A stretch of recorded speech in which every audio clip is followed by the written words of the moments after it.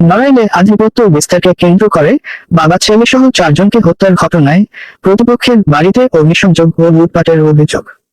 নড়াইলে আধিপত্য বিস্তারকে কেন্দ্র করে সদর উপজেলার সিংহেশ্বরপুর ইউনিয়নের বড়কুবা গ্রামের বাবা ছেলেসহ 4 জনকে হত্যার ঘটনায় 9 নং সিংহেশ্বরপুর ইউনিয়নের 6 নং ওয়ার্ডের বাসিন্দা ইমদাদুল শেখ ও তার ছেলে মুন্না শেখের বাড়ির প্রতিহিংসার জেরে লুটপাট ও অগ্নিসংযোগ করে সিংহা গ্রামের সানোয়ার গ্রুপ, বরগাতি গ্রামের উজ্জ্বল গ্রুপের মুন্না শেখ ও ইমদাদুল শেখ।